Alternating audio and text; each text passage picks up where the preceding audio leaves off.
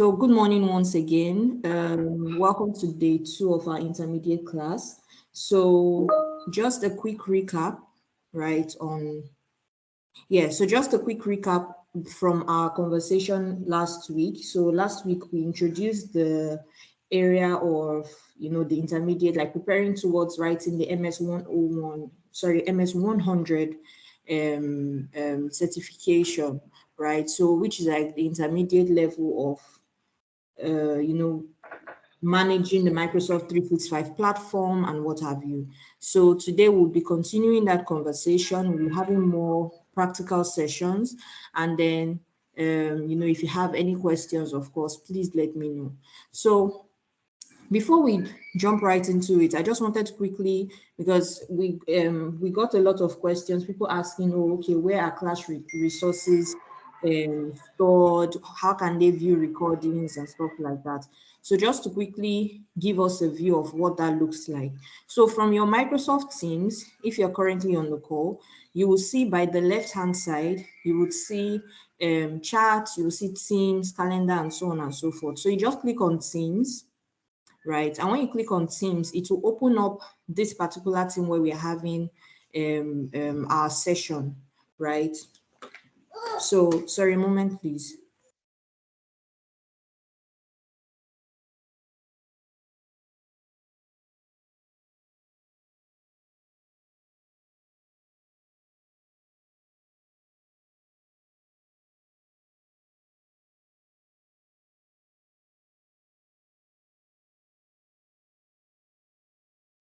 Okay, so you would see this particular team. Your focus is on modern workplace, right? And that's under Tech Deep Dive Cohort 3, so modern workplace. So here you can see all the chats we had last week during last week's class. Even the recording of last week's session is actually in here, so you can easily watch it from here, or you just go to the YouTube channel and catch up. And then we also have a WhatsApp group that was created just for this, should I say, sessions, right, for modern workplace. So we have a WhatsApp group that was created specifically for these sessions. So you can join that WhatsApp group directly just by clicking on the link, and it will take you directly to the WhatsApp group. Over there, you can ask questions, you can, if you have any issues as you're trying to practice during the week, you can come in there and then you would get helpful information. Yes, and then if you click on files, you will see all documents that have been uploaded with regards to the classes we've been having, actually even right from the beginner sessions that we had. So you can see various recordings in here. And then if you click on intermediate class, this is the slide we'll be making use of for the duration of this program. So it will just be updated as the days proceed. So welcome to day 2, right? Welcome to day 2 of our intermediate class on that modern workplace. So like I said earlier, it's going to be more practical. So I don't really have much on the slide, just a quick look at, what we are going to touch on. So today our focus is on how you can configure your Microsoft 365 tenants. So, and under this, we're looking at, how can I configure my Microsoft 365 experience? How can I manage user accounts and licenses in Microsoft 365? How can I manage groups? How can I add a custom domain? And how can I configure client connectivity to Microsoft 365? So yes. Now, for those of us that may have or that might have missed, let's say last week's session or our previous sessions, basically, right? The reason why we are focused on Microsoft 365 is because, we are talking of modern workplace, and it's been discovered that, a lot more organizations, a lot more top organizations around the world are currently using the Microsoft technology, right, for collaboration, and to manage their users and all of that. It's a lot easier because almost all workplaces have make use of Word, Excel, PowerPoint. Those are tools that are really popular to each and every one of us. So why not just use a solution that allows you to easily manage all of that? So That's why our focus is on Microsoft 365. So now, we are going to use the same approach we took advantage of last week, which was, sorry, a moment, please. Okay, we have someone waiting in the, okay. So we are taking the same, sorry about that. So we're taking the same approach as we used last week. So we would be, today is more, like I said, today is a more detailed session, like it's more demo oriented, right? We'll be having actual practicals and all of that, but we'll still be doing all of that and comparing our information to the details we can find under the Microsoft Learn platform. So Microsoft Learn is basically, I've placed the links, the relevant links in here, so you can learn at your own pace, because our classes are scheduled to be like an hour, 30 minutes each. So it means that we won't be able to cover every single item to prepare you towards, gaining expertise in the Microsoft 365 platform. However, you can still go back and learn at your own pace, following the links that have been placed in this slide, right? So today's focus is on, how, like I said earlier, how you can configure your Microsoft 365 tenant. So let's get started. We're looking at configuring the Microsoft 365 experience, managing users' accounts, manage groups, add custom domains, configure client connectivity. So let's get into it. Okay. So before I jump into our demo environment, I just wanted to show what the Microsoft Learn dashboard looks like, the one we are working with today. So you can see that because I placed the link for this in the slide. So if you click on the link, it will bring you directly to this page. So where you can configure, that's for today's focus, where you can configure your Microsoft 365 tenant. So, and if you scroll down, you can now see more detailed information, right? So if you miss out anything, if you feel like there's a certain aspect from today's training that is not so clear, you can always come in here and catch up and actually practice in your own demo environment. We encourage everyone to configure their own demo environment, and I placed the link for that also in the slide. So please, let's try and set that up.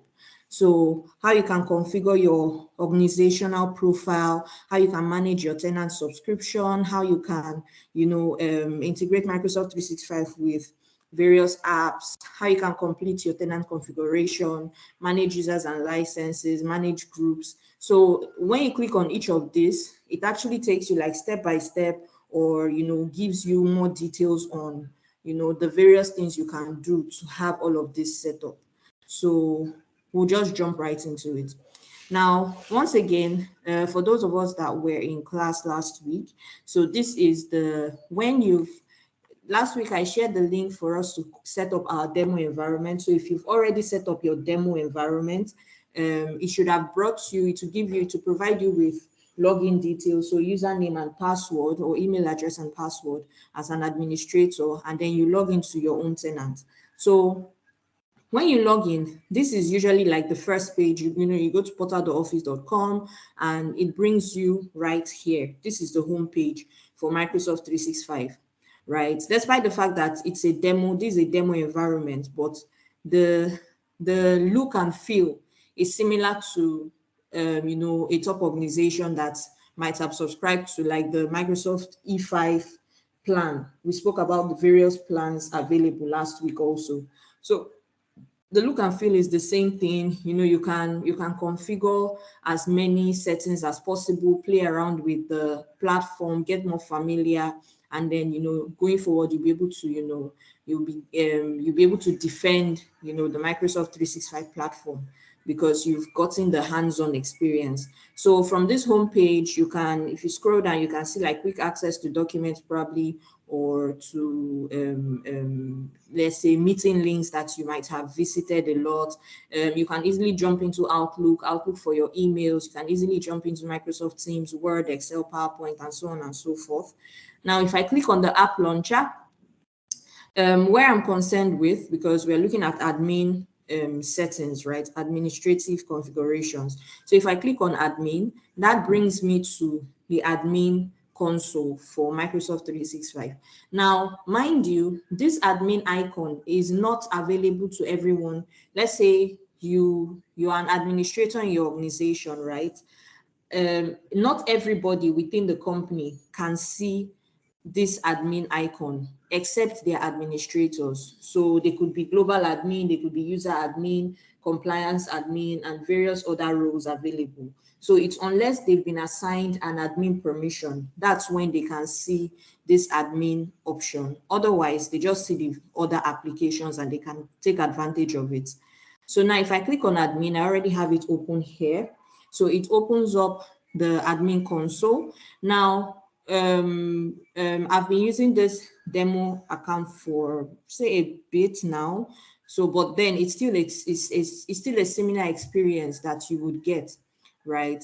So you can actually walk through for this tenant that I have a Microsoft 365 E5 license, right, assigned to me. So I can create users, I can assign those licenses to those users and what have you. And like we said last week too, based on users get access to apps based on the sort of licenses that they have. And Microsoft 365 comes with different types of plans. So you can take advantage of, let's say, for example, you have a user that only needs to be able to send and receive emails. In that case, such a user doesn't need to have the E5 plan, which is like the highest plan level, right? They can just have like an Exchange Online plan only, and that will allow them to, do what they need to do, send and receive their emails, and they are good to go. And we have various other plans like that. So now just a quick look at the admin center. So we have the home page here that if you scroll down, you can see, you can even configure it as you like. You can add more cards. You can see Microsoft Teams settings. Microsoft Teams is the platform we're currently taking advantage of for this call. You can see user management. From here, you can easily add a user. You can edit a user account. If you scroll down, you can see Office app settings. You can also see your billing information. But if, for example, your organization has a partner relationship, right? That's, let's say you subscribe using a Microsoft 365 partner, then you need not worry about this billing section because you just sort your bills through your 365 partner basically. And then from here, you can also even see more training and guides for administrators, training for users. If as an admin, you want to organize training sessions for your staff, right? And you're looking for, okay, how can I prepare for these training sessions? You can come in here, you can, click on the visit these links, and it will help you prepare towards organizing or facilitating such trainings. So moving on, by the left hand side we have users. So over here you can create your users, you can view your active users, view contacts, guest users, deleted users. From here you can view teams, your active teams and groups, deleted groups, shared mailboxes.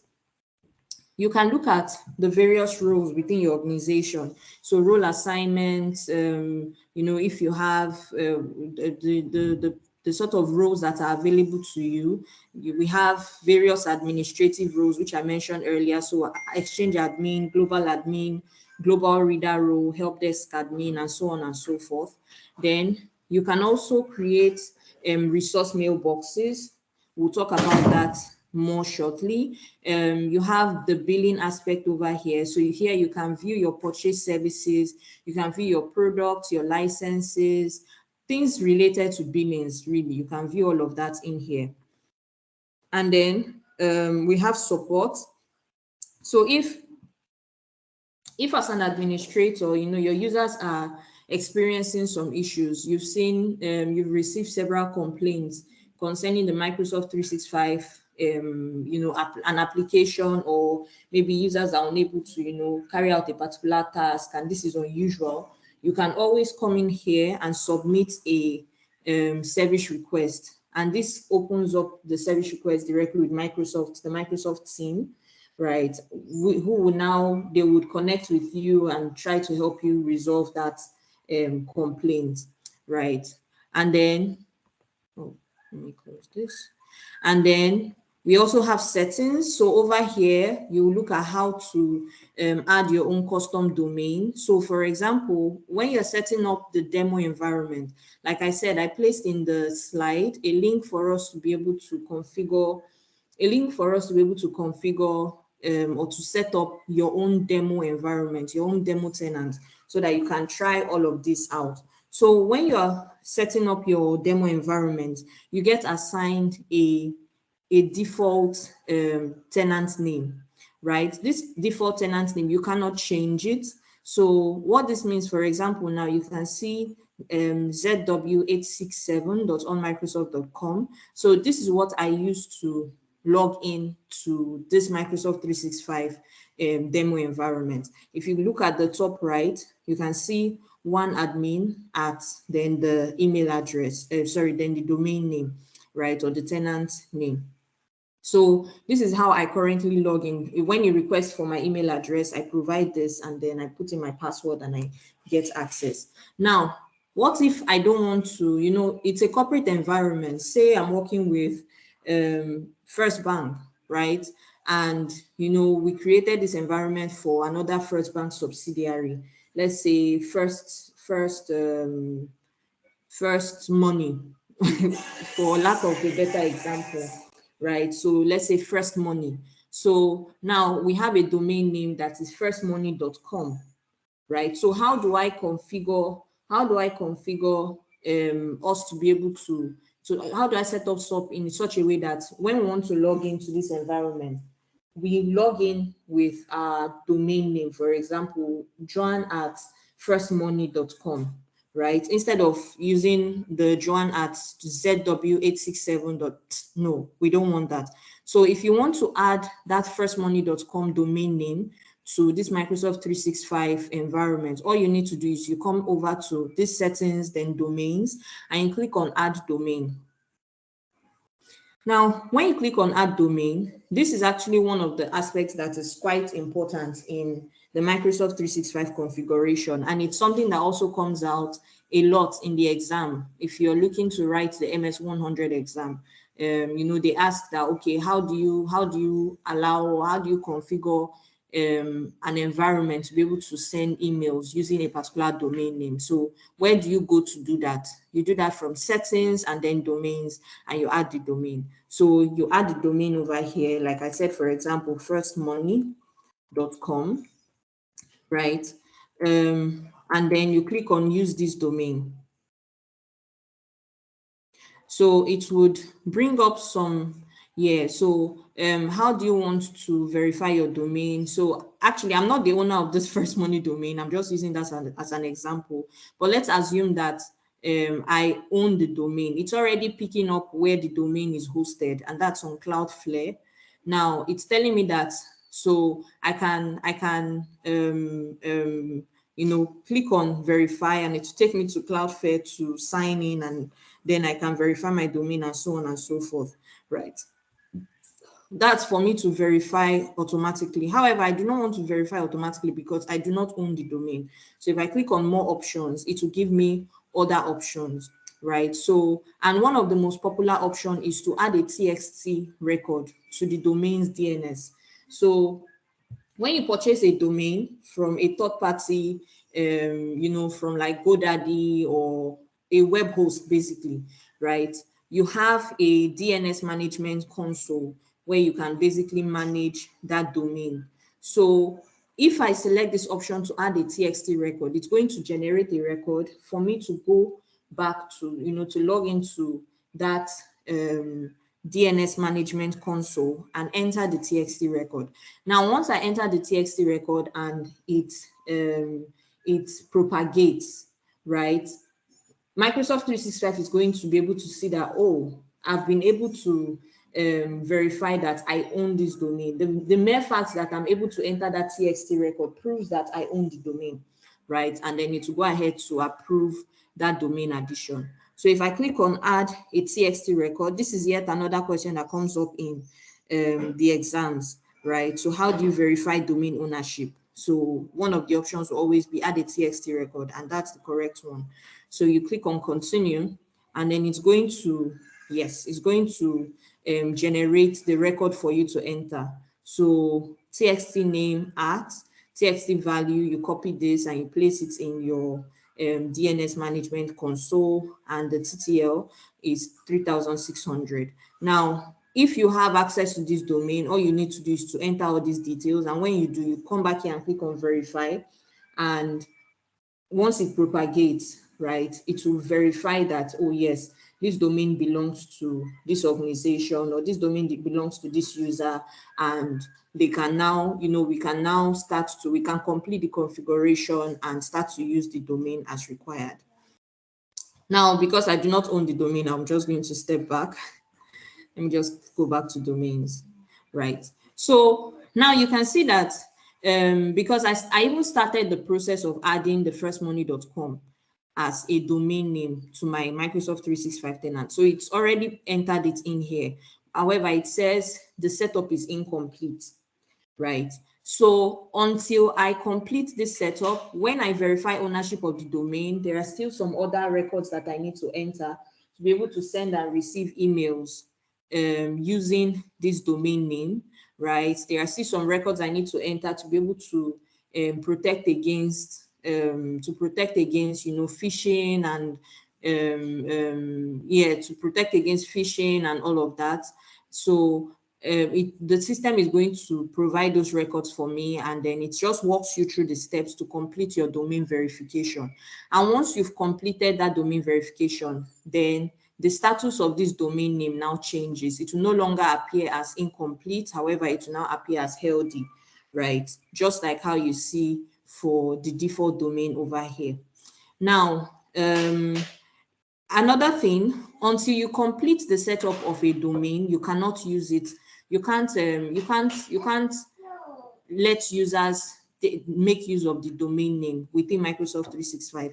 This is yet another question that comes out in the exam. I remember seeing such a question, right? There was a screenshot, and then they're like, okay, you have this set of domains. One of them is showing as incomplete. Which of these domains would you be able to, would users be able to, send and receive emails as, right? And of course, the one with incomplete setup was totally out of it, because until the setup is complete, you cannot use that domain name.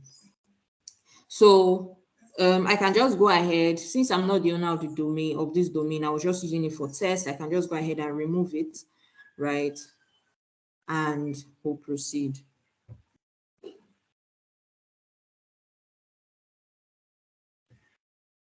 Yes.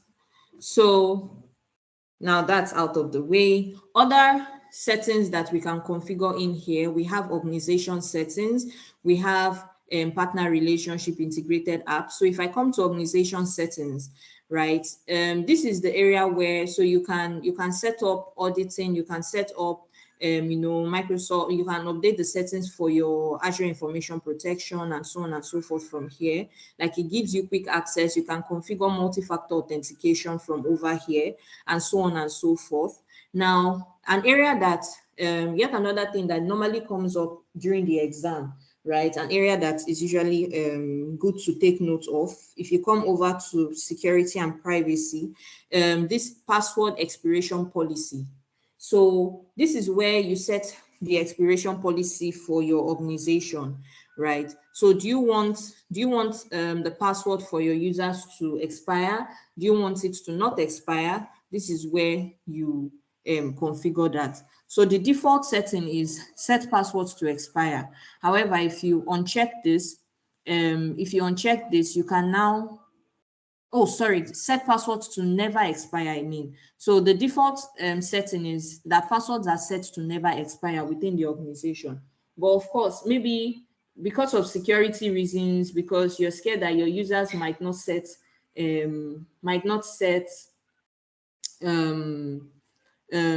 strong passwords, or their passwords could be compromised as the months proceed. So you can actually set their passwords to expire after a certain number of days.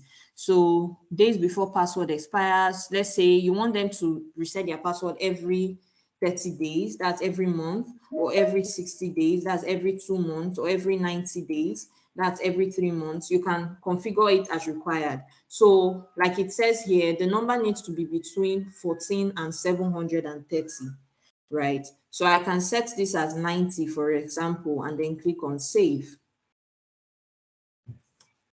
Right. So now I've set the password expiration policy, right? So like I said, this is a question that normally comes up if you're planning on writing the exam. This is a question that normally comes up. Where do you go to configure your password expiration policy? So you do that under settings, organization settings, then security and privacy, password expiration policy. You can do that from here. Then another thing too, if you come to organization profile, so from here you can set up custom app launcher tiles. You can set up custom theme for your organization. You can customize the Office 365. You can customize Office 365 for your organization from here. You can see where Microsoft stores your data for each of the service that you make use of.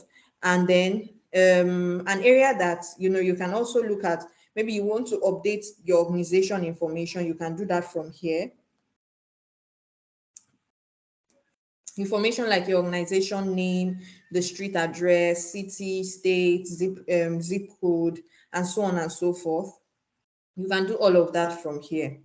And then another thing that also comes up that you would normally see during like the exams, if you're looking to take the MS 100 exam, is release preference. So where do you set up, where do you configure your release preference? So when you talk about release preference, you're actually talking about how your organization gets new features and service updates from Microsoft 365.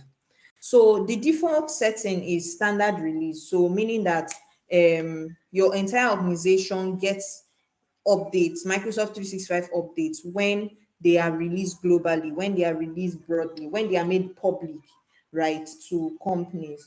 So that's the same way your organization users would receive it.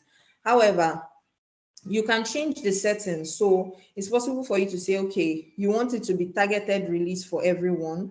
So meaning that immediately Microsoft is releasing a feature, right? That feature is still being tested. It hasn't been confirmed. It hasn't been approved yet and all of that. It's still being tested. So you want your users to have access to that feature immediately it is being released. So you can say targeted release for everyone, or the last option is targeted release for selected users. So this usually helps for, I do not recommend setting it to targeted release for everyone, because if it's a new feature that probably has some issues that people don't know much about and all of that, right? And you set it up to be open to everyone. All that will mean is that you have a lot of users complaining, oh, okay, Microsoft Word is not working how it's supposed to work, or Microsoft Teams is showing something that I have no idea about, and stuff like that. You have more for support, you have more users to coming back to you complaining and all of that. However, if you now say targeted release for select users, right, so you can make those new features available to, for example, members of your support team, members of your IT team, so that as those features are coming on, right, you can test it, you can get a feel of those features as they are being released, and you have a better understanding of it, so that when it's now generally released to everyone, right, if your users come back with complaints, oh, okay, this thing is not working the way I thought it would work, you already know what the possible issues could be. So if, for example, now I say targeted release for select users, and then I click on save. Yeah, so from here I can now select the users. I can now select the users that I want to be able to receive targeted release. So I can put myself in here. And you could even put a group here. So I've typed my name, it brought it up. And you could even put a group. I think I created a group earlier. Oh, okay. I guess I did not. So let me just use myself. Okay, for now, I'm just going to keep it as myself and then save. Yes. So now I'm saying anytime there's a new feature released by Microsoft for the Microsoft 365 platform, that I should, as a user, I should receive that new feature, right? And then before it's now released to other members of my organization. So once you're done here, you just, yeah, so it says one user was added, and then you can always just close this up. You've already saved your settings. So just take note that if you're looking to set up password expiration policies, if you're looking to modify your organization profile, to set up custom a theme, or to set your release preferences, this is where you get that done. From settings, you click on organization settings, and then it brings you to this area, so you can just easily switch through to what exactly you want to achieve. And then, and finally, under settings, we have partner relationships. So if you're associated, if your organization is associated with a Microsoft 365 partner or with multiple partners, you can view the partner relationship over here. You can adjust what your partner can do, right? The sort of access your partner has to your environment, you can change that as required. So you get that done over here. And then coming down, we have setup. So if you wanted to set up data migration, for example, from Gmail, from Google Drive to Microsoft 365, you can get that done from here. You want to add or sync users to your Microsoft account, you can get that done from here. So it just walks you through, okay, some quick steps, like for example, okay, get your custom domain set up. We already spoke about that, and so on and so forth. Sorry, a moment, please. So we already spoke about that.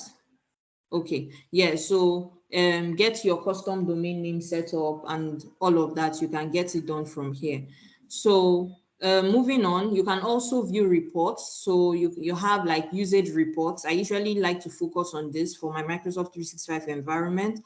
This is a demo environment, so I'm the only active user within this environment. So of course, just like you can see, and it's also a demo environment, so I do not use it so often. So that's evidence in here. You can see that, oh, okay, aside from this period, the last time, okay, today's date is 30th. Okay, so the last time I logged into this was last week Saturday, so, and that was 23rd. So you can see your usage report from here, assuming it was a standard organization that had, like 1,000 users and so on and so forth, 1,000 active users, right? You will see more details here. But the good thing about this area is it helps you to see, okay, number of active users in your Microsoft 365 apps, email activity, Microsoft Teams activity, number of files stored, and so on and so forth, Office activation, Yammer activity, Skype for Business, Microsoft Teams, and all of that, right? You get to see all that information from here. So that way, as an administrator, you can see if there is need to, if there's need to give your users even more training, right? To have like adoption exercises, to have end user trainings to improve productivity, to improve usage, right? So you can see all of that from here. And finally, we have the service health area. So we have the health area. So if there is an issue with a Microsoft 365 application, right? Let's take, for example, your users come in and then they're like, everyone is complaining that, oh, okay, Microsoft Outlook is not loading correctly, or OneDrive for Business, I'm unable to upload documents to OneDrive for Business. It keeps telling me failed. And this is an issue that is not just being faced by one user or two users. It's like, it's affecting everyone in the organization, right? So the first place you want to come to is you want to come to this service health area and see if there is currently any ongoing issue or any current health issue for any of the Microsoft 365 services. So for example, you can see here now, let's say, for example, our users have been complaining that they're having issues with Exchange Online. which is the email server, right? So they're having issues with Exchange Online. If you come here, you can see there's one advisory for Exchange Online. So you can actually look at it and you can see, oh, okay, minor service issue with limited impact was reported, and this is probably being looked at. For SharePoint Online, also the same thing. Every other service appears to be healthy. Now you can look at issue history, right? You can look at the history of issues so that you see what exactly is happening. And this information is available globally, right? So it's not just available to you. Other administrators from the Microsoft 365 service worldwide, they also have access to all this information, right? And then you can use that to advise your users going forward, or you can take advantage of that before you go ahead to submit a support request to Microsoft. Another key area is the message center. So this is where you get to see, new features, new updates to the Microsoft 365 service. This is where you get to see new features, new updates to the Microsoft 365 service. And then, for example, in the exam, it comes up also if I wanted to see a new feature update to Microsoft 365, where exactly do I check? So you come to the admin center, you click under health, you click on message center, and then you can now see the different updates. You can also see this update report in the admin. There's a Microsoft 365 admin mobile application. So you can also see this report in the mobile app. So if you click on review messages in the mobile app, you will see these updates in there. So that's good to note. Then we have access to other admin centers like the security center, the compliance center, endpoint manager, Azure Active Directory, Exchange, SharePoint, and so on and so forth. So depending on what you're trying to achieve, you can access all of that from here.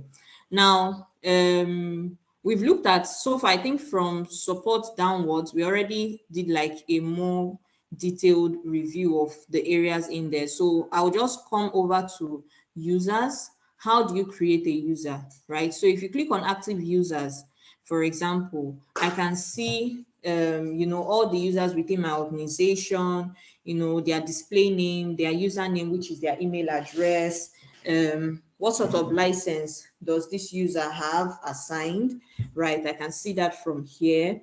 And if I wanted to, for example, even before creating a new user, if I want to edit an existing user, for example, we have Adele Vance, and then I want to change, maybe I want to update her name, I want to update her email address, I want to reset her password, I want to block sign in, or I want to delete this user. I can do all of that from here, right?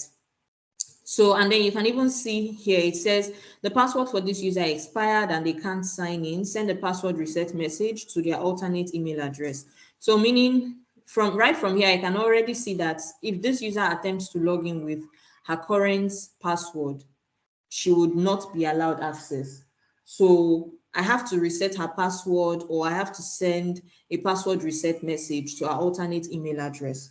So I can easily do all of that from here, right?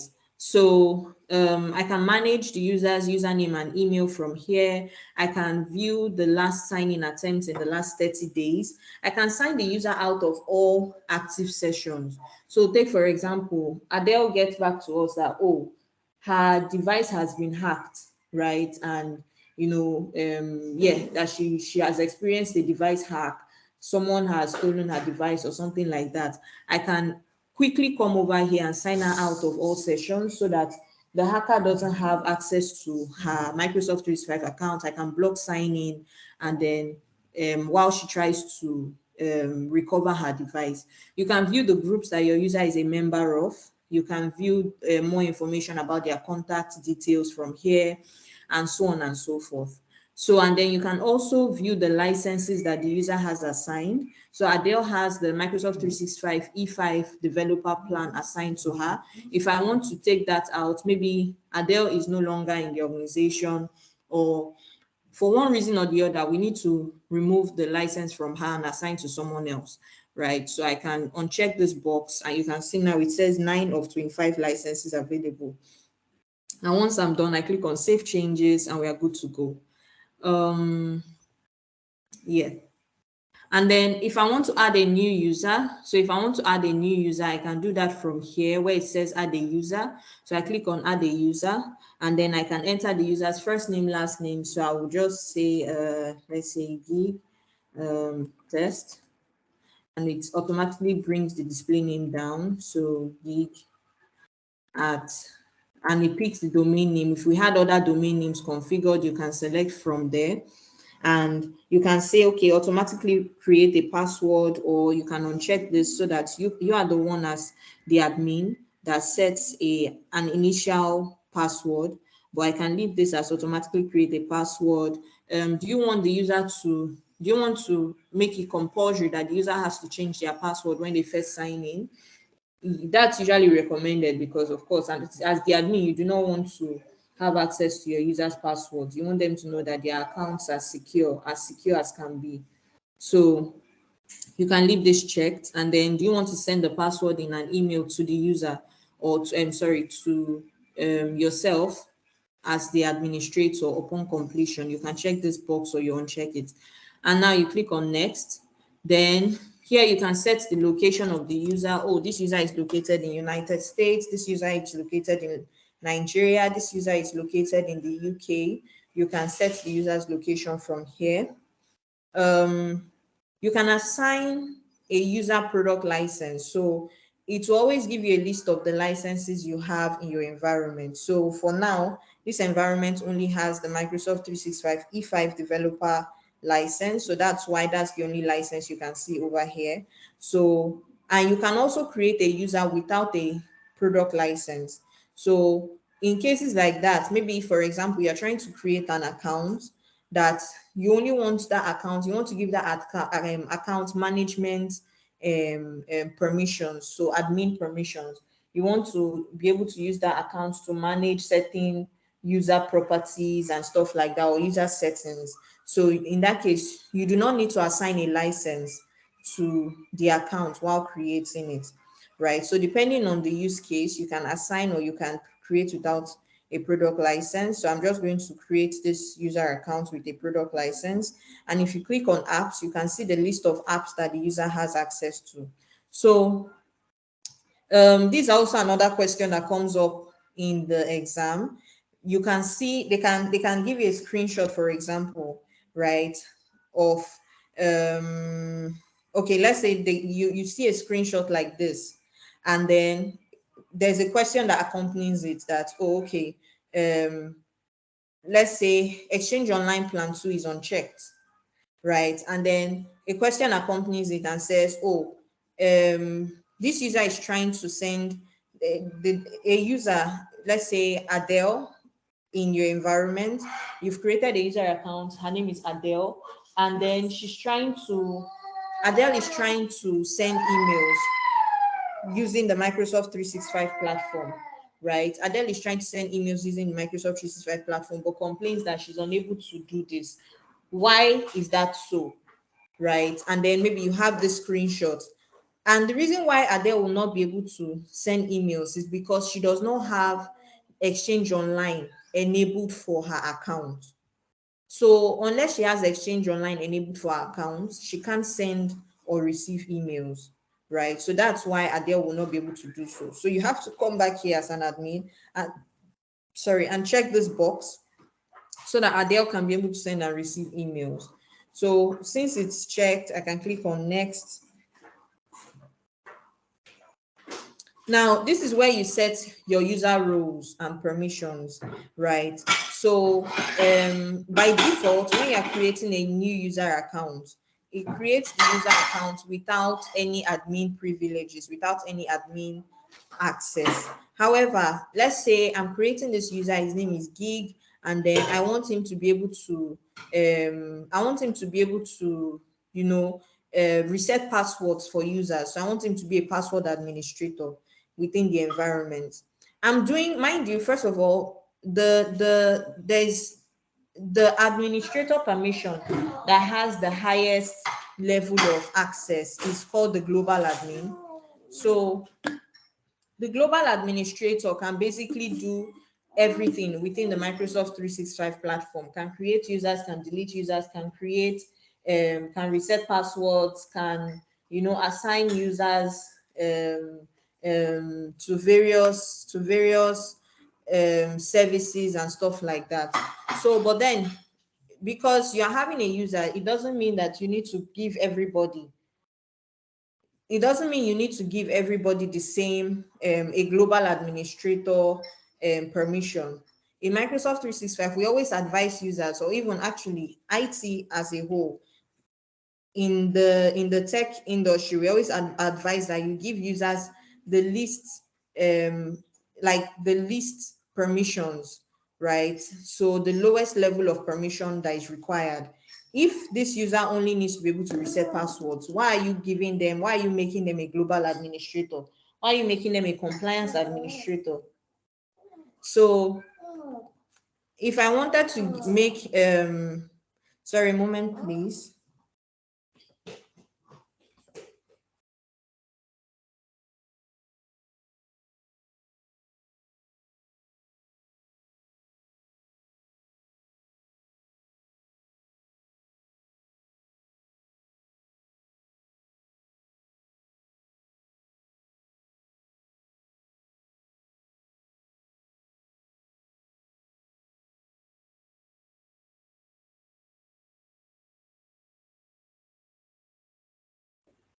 Yeah, sorry about that.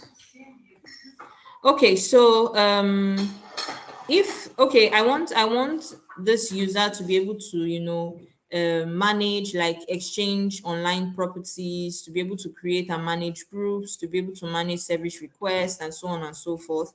I can just come over here and then check this box that says exchange administrator, and then that's the only permission I want this user to have, right? And so I just go ahead and click on next, and then I can now I can finish adding this user. Yes. So now I've added this user. This is the username, this is the password. The user can log in, and then they would now appear among the list of active user accounts, right? So let me close this. And then so that's how you create a user. That's how you can, manage your user accounts. You can add them to, you can grant them privileges and stuff like that right from this admin center. Now, if I wanted to manage multiple users, I can just select them at a go, and then I can click on the triple icon. I can delete users at once, bulk delete. I can reset their passwords at once. I can manage their licenses at once, and so on and so forth right from here. And then you can also add, the option we looked at was how you can add an individual user. Now, what if you're welcoming, let's say you have 100 new staff or 30 new staff, or whatever, more than one users are joining the organization at the same time, and you wanted to create their user account. So where do you get that done? So you can click on add multiple users, and then from here you can upload a CSV, which is like an Excel format document that contains the user information. So you don't need to rack your brain wondering, oh, how do I know the format I need to use? You can actually download a blank CSV file, and then or a CSV file that includes user information, just so that you see what you are supposed to fill, and then you come back here and upload that document, and it's going to help you create your user accounts, no matter how many they are, right? It's going to help you. Actually, the maximum is 249 users. So it's going to help you create those users in the Microsoft 365 platform. So that's really it around managing users. There are a lot of other options available to you. You can manage but the good thing to note is that you can do all those management tasks from here, right? And then if you come to groups, So you can see active teams and groups over here. So you can, I have some groups that were here by default, like the all company group, the Mark 8 project group, all of these were here by default actually. So for example, I click on the all company group. A group address is like, okay, you want to be able to send, instead of sending email to, I want to send an email to multiple, like a set of users. And then I don't want to always be entering their email addresses every single time I need to do that, right? So what's the easiest way to do it? You group these users, place them in one group, so that when you send an email to that one group, it delivers to everybody. So for example, we have the all company group. So all company at, maybe firstmoney.com. And then, the MD wants to send a general communication to everybody, right? The MD is just going to send that communication to the all company and it delivers to everyone within the organization. Now you can see general information about the group from here, the name of the group, the primary email address, when was it created, and so on and so forth. Who are the group members? The group members, right now I'm the only one added as a group owner and a group member, right? But you can add more members and owners to the group from here. You can view your group settings. So do you want the group to be public or private? When you say public, it means that people outside the organization can send emails to that group, right? And then people within your organization can also join that group. However, if you want it to be private, then you can set that from here. You can, oh, okay, yes. So for people outside the organization to be able to email the team or the group, you need to have checked this box. But if you don't want that to be possible, you uncheck the box. You can send copies of team emails and events to team members' inboxes, and so on and so forth. So you can configure various settings from here. Now, it's also possible for you to create, the way we saw how you can create user accounts and then assign licenses to those users as you are creating the user accounts. It's possible for you to do license assignments from a group. That means, for example, I have a marketing group. So members of our marketing team, marketing at firstmoney.com, right? And then I've added everybody that is a member of that team to that group. Now I want to give them a particular license. We just purchased a new license. I want everybody that's a member of the marketing group to be able to receive or to be able to make use of that license. Does that mean I need to go and start does that mean I need to go and start editing each user's property to view their licenses, to assign licenses, and so on and so forth? No, you do not need to do that. An easy way to do that is through group assignments. So you can assign a license to members of a group just by assigning that license to the group. So when you assign the license to the group, automatically members of the group have access to that same license. So where you get that done is from, you first of all need to be in the Azure Active Directory. So Azure Active Directory is basically the platform that manages, user identity within Microsoft 365, the security of the user identities and all of that, right? So user accounts, password resets, groups and all of that. So conditional access and everything, you can do it from the Azure Active Directory. So I think I have it. Okay, no, I don't. So if you want to access Azure Active Directory, you click here. Select.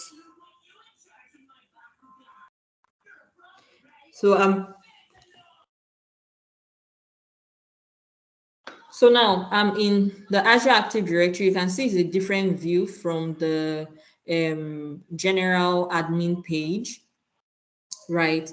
So from here, I can still see users, I can see groups, I can see external identities, and so on and so forth. There are various settings here, even password reset, you can see from here. I can brand my company's profile from here, and and all of that. So the area I'm talking about is under groups. So if you click on groups, you'll still see, the same way we saw the list of our groups in the other page, you'll still see the list of groups here. And then take, for example, okay, I have this group. I think I created this few days ago. So I have this group, tech security. Now, this is a security group. I can use it to, what that means is that I can assign permissions to this group. I can use it to, I can set, I can configure like some policies within this Microsoft 365 platform and apply it to members of this group, right? So it's a security group. So now this tech security membership type is assigned. You can see all the information about the group in here. The owners of the group is just me. I'm the one stated as the owner of the group. There is no member of the group. However, where I'm concerned with is this licenses area. So if I click on licenses, you can see that it says no license assignment found. Now, if I click on assignment and then I go ahead to assign this Microsoft 365 E5 license that we have in our environment, right? And maybe I can even uncheck areas that I do not want my group members to have access to, right? So I select the license and then I click on save. Now, what this means is that going forward, if I add people as members of this group going forward, automatically, right, they are going to have access to this license. So they are going to have access to this license that I have provisioned for the group. So this is how you can assign licenses from a group level, right? So you can do that from a group level. And there are various other settings you can configure from here. I've come back to the main admin portal. So there are other admin portals in here. We have the compliance administrator portal. We have the exchange admin portal. We have the SharePoint admin portal. We have the Microsoft Teams admin portal. So there are other admin portals that you can take advantage of. You can use to manage your user accounts and all of that. And this is basically how you go about configuring your Microsoft 365 platform. Now, for more information, you can always come back to the Microsoft Learn dashboard, which I mentioned earlier, and this would even take you step by step on how you can configure your tenants. It will have you go through some knowledge checks. We've looked at how you can manage user accounts and licenses. We've looked at how you can manage groups, how you can add a custom domain name. And then this area that speaks about client connectivity is also talking about connectivity in terms of DNS settings. So how you can add your DNS records and all of that, update the domain records as required, which we already touched on. So like I said last week, I'll really advise that we all go ahead to, let me stop sharing. I will really advise that we go ahead to go through the Microsoft Learn dashboard. You go ahead to configure your demo environment, because it really helps everything to make more sense, right? If you have access to your own demo environment, you can now try things out. You can test things out as you are learning, and it makes your knowledge stick. So thank you very much. Oh, hi, Adasa.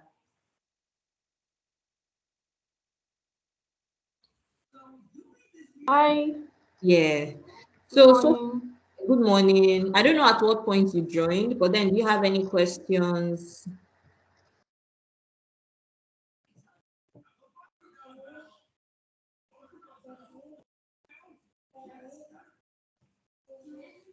Hello, do you have any questions, any observations?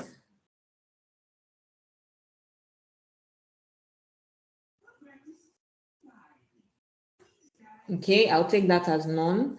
And then just to ask, from last week's class, were you able to, let me stop the recording for now.